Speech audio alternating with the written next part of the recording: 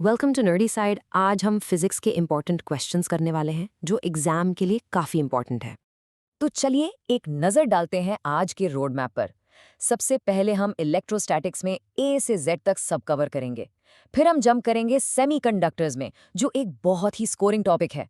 उसके बाद हम इलेक्ट्रोमैग्नेटिक इंडक्शन के कॉन्सेप्ट्स को मास्टर करेंगे और एंड में मॉडर्न फिजिक्स और ऑप्टिक्स के कुछ सुपर इंपॉर्टेंट सवालों को सॉल्व करेंगे। रेडी हो? चलो शुरू करते हैं। ओके, तो सेक्शन 1 इलेक्ट्रोस्टैटिक्स। भाई बोर्ड्स के लिए सबसे ज्यादा वेटेज वाले टॉपिक्स में से एक है ये, तो पूरा फोकस यहाँ रखना। चलिए देखते हैं पहला सवाल। चलिए, पहला सवाल इलेक्ट्रिक फ्लक्स के बारे में है। सवाल कहता है कि अगर एक बंद सरफेस से नेट इलेक्ट्रिक फ्लक्स 0 निकल रहा है तो इसका मतलब क्या है? सोचो सोचो, ये सीधा सीधा गॉसेस लॉ का सवाल है। और इसका जवाब ऑफ कोर्स गॉसेस लॉ से ही आएगा। फॉर्मूला क्या है? Flux equals enclosed charge upon epsilon not. Simple math है। अगर लेफ्ट साइड यानी फ्लक्स 0 है तो राइट साइड में क्यू इनक्लोज्ड को भी 0 होना पड़ेगा। मतलब सरफेस के अंदर नेट चार्ज 0 है। हाँ, एक बात का ध्यान रखना, और ये बहुत कॉमन ट्रैप है। इसका मतलब ये बिल्कुल नहीं है कि सरफेस पर इलेक्ट्रिक फील्ड भी 0 होगा। वो हो भी सकता है, नहीं भी। चलो अब एक न्यूमेरिकल हो जाए। डाइपोल टॉर्क पर बेस्ड है। हमें सारी वैल्यूज दे दी हैं, डाइपोल की लेंथ, एंगल, इलेक्ट्रिक फील्ड और उस पे लगने वाला टॉर्क भी। बस हमें चार्ज की वैल्यू निकालनी है। इसको सॉल्व करना आसान है। सीधा फॉर्मूला लगेगा torque equals P E sine theta. और डाइपोल मोमेंट पी क्या होता है? Q into L. तो बस पी की जगह क्यू इंटू एल डाल दो। हमें क्यू चाहिए तो फॉर्मूला को क्यू के लिए रीअरेंज कर लो। अब सारी वैल्यूज टॉर्क, लेंथ मीटर में कन्वर्ट करके ई और साइन 30 सब डालो और कैलकुलेट करो। आंसर आ जाएगा 4 माइक्रोकूलम्स। ओके, अगले 2 क्वेश्चंस बिल्कुल कंसेप्चुअल हैं। पहले, एक स्फीयर है और उसके बाहर 2 चार्जेस हैं। फ्लक्स कितना होगा?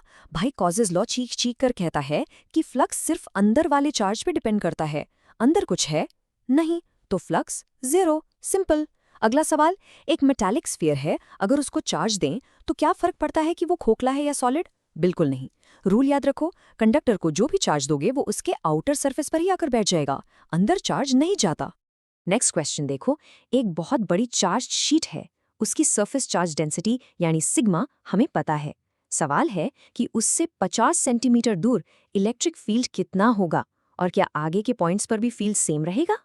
इसका एक ही फॉर्मूला है और वो आपको याद होना चाहिए, E equals sigma upon 2 epsilon not. अब इस फॉर्मूला को गौर से देखो। क्या इसमें कहीं r या x या डिस्टेंस जैसा कुछ है? नहीं। मतलब साफ है, बड़ी शीट की वजह से इलेक्ट्रिक फील्ड डिस्टेंस पे डिपेंड ही नहीं करता। तो 50 सेंटीमीटर हो या 500 सेंटीमीटर, फील्ड की वैल्यू वही रहेगी, सेम टू सेम। अच्छा, अब ये वाला क्वेश्चन तो बोर्ड एग्जाम्स का फेवरेट है, बहुत बार आता है। n छोटे छोटे चार्ज ड्रॉप्स मिलकर एक बड़ा ड्रॉप बनाते हैं, तो बड़े ड्रॉप का पोटेंशियल क्या होगा? चलो इसको आराम से समझते हैं। देखो, इसमें 2 चीजें कंजर्व होती हैं। पहला, चार्ज। अगर एक छोटे ड्रॉप पे चार्ज q है तो n ड्रॉप्स पे टोटल चार्ज nq होगा। यही चार्ज बड़े ड्रॉप पे भी होगा। दूसरा, वॉल्यूम। बड़े ड्रॉप का वॉल्यूम n छोटे ड्रॉप्स के टोटल वॉल्यूम के बराबर होगा। इसे जब आप सॉल्व करोगे तो बड़े ड्रॉप का रेडियस r निकल कर आएगा n⁻⁴ टाइम्स r। बस अब पोटेंशियल का फॉर्मूला लगा दो, V is equals kq/r। Q और R की वैल्यूज डालो और आपका फाइनल आंसर आएगा V large equals n⁻⁴ times V small. ये रिजल्ट डायरेक्ट भी याद रख सकते हो। ओके, अब आते हैं ड्राइंग वाले सवालों पर। हमें 3 अलग अलग सिचुएशंस के लिए इक्विपोटेंशियल सर्फेसेस ड्रॉ करनी है। फिजिक्स में विजुअलाइज करना बहुत जरूरी है। इन सब की ड्राइंग का एक ही गोल्डन रूल है, बस ये याद रखो, इक्विपोटेंशियल सरफेस हमेशा ऑलवेज इलेक्ट्रिक फील्ड लाइन के 90 डिग्री पे होते हैं। तो यूनिफॉर्म फील्ड के लिए सीधी सीधी पैरेलल प्लेन्स बन जाएंगी। डाइपोल के लिए चार्जेस के पास फील्ड स्ट्रांग होता है, तो वहां सरफेसेस भी पास पास होंगी, थोड़ी क्राउडेड। और एक अकेले नेगेटिव चार्ज के लिए फील्ड लाइंस अंदर आती हैं, तो सरफेसेस उनके परपेंडिकुलर यानी कॉन्सेंट्रिक स्फीयर्स बनेंगी। सिंपल। ऑलराइट, ये एक थोड़ा चैलेंजिंग न्यूमेरिकल है बट इम्पॉर्टेंट है।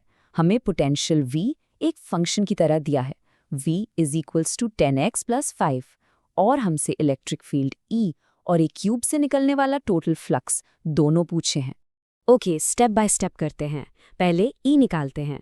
फॉर्मूला है E is equal to -dz/dx। v है 10x + 5। इसको डिफ्रेंशिएट करो x के रिस्पेक्ट में तो आएगा 10।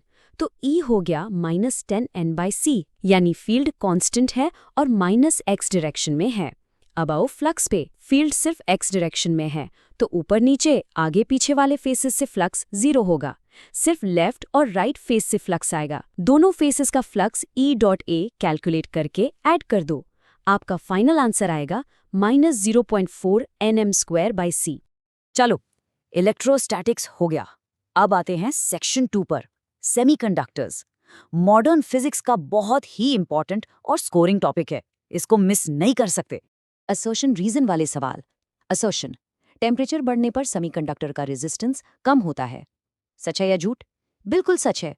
रीजन, टेम्परेचर बढ़ने से चार्ज कैरियर्स, इलेक्ट्रॉन्स और होल्स बढ़ जाते हैं। ये भी बिल्कुल सच है।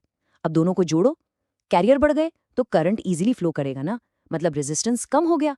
तो रीजन जो है वो असर्शन को बिल्कुल सही एक्सप्लेन कर रहा है। तो आंसर है ऑप्शन ए। ये 2 क्विक फायर क्वेश्चंस हैं। पहला, सिलिकॉन का फॉरबिडन एनर्जी गैप कितना होता है? ये तो फैक्ट है, आपको रटना पड़ेगा। सही जवाब है 1.1 eV। दूसरा, कार्बन, सिलिकॉन, जर्मेनियम, इन सब की कंडक्टिविटी किस बात पे डिपेंड करती है? उनके एनर्जी गैप पर। जितना छोटा गैप उतना आसान इलेक्ट्रॉन का जंप करना, उतनी ज्यादा conductivity. Simple. Okay, next section, electromagnetic induction यानी EMI। इंटरेस्टिंग टॉपिक है, थोड़ा कंसेप्चुअल भी है। लेट्स सी इसके क्वेश्चंस। पहला सवाल आसान न्यूमेरिकल है। इंड्यूस्ड EMF निकालना है। Formula Faraday's law, epsilon = -n a dB/dt। सब कुछ दिया हुआ है, बस वैल्यूज डाल दो, आंसर आ जाएगा 1 वोल्ट। अगला सवाल थोड़ा ट्रिकी है। 2 सेम डिस्क हैं, एक कॉपर की एक एल्यूमिनियम की। सब कंडीशन सेम है, EMF किस में ज़्यादा होगा? अरे भाई, EMF तो सेम होगा क्योंकि B, ओमेगा और रेडियस तीनों के लिए सेम है। पर करंट होता है EMF/रेजिस्टेंस। अब बताओ, रेजिस्टेंस किसका काम है? कॉपर का, तो करंट कॉपर में ज़्यादा होगा। ये है लेंजेज लॉ का एक बेहतरीन सवाल। वायर अपना शेप बदल रहा है, एरिया बढ़ रहा है, तो आउटवर्ड फ्लक्स भी बढ़ रहा है। लेंज लॉ क्या कहता है? मैं बढ़ने नहीं दूंगा, तो फ्लक्स को अपोज करने के लिए करंट एक इनवर्ट फील्ड बनाएगा। राइट हैंड रूल से करंट को क्लॉकवाइज घूमना पड़ेगा। सही है? अब दूसरा सवाल देखो। एक रॉड सेंटर से घूम रही है, उसके दोनों एंड्स के बीच पोटेंशियल डिफरेंस कितना होगा? 0। क्यों? क्योंकि सेंटर O से P तक का पोटेंशियल और O से Q तक का पोटेंशियल बिल्कुल बराबर होता है। सिमिट्री मेरे दोस्त, तो P और Q के बीच डिफरेंस 0। चलिए, आ गए हम अपने आखिरी सेक्शन पे, मॉडर्न फिजिक्स और ऑप्टिक्स। इसके क्वेश्चंस थोड़े वन लाइनर टाइप के होते हैं, बट कॉन्सेप्ट चेक करते हैं। Okay, rapid fire round. पहला, 2 अलग अलग न्यूक्लियाई की डेंसिटी का रेशियो हमेशा 1:1। न्यूक्लियर डेंसिटी कांस्टेंट होती है, मास नंबर पे डिपेंड नहीं करती। डन। दूसरा, रदरफोर्ड मॉडल में क्या गलत था? वो एटम स्टेबल क्यों है ये नहीं बता पाए थे। सिंपल। तीसरा, फोटॉन की एनर्जी का फॉर्मूला E=hc/λ, ये तो नींद में भी याद होना चाहिए। और आखिरी, थ्रेशोल्ड फ्रीक्वेंसी क्या है? वो मिनिमम फ्रीक्वेंसी जिसके बिना फोटोइलेक्ट्रिक इफेक्ट शुरू ही नहीं होगा। That's it. और ये रहा हमारा ग्रैंड फिनाले, आखिरी सवाल। कॉनकेव मिरर का न्यूमेरिकल।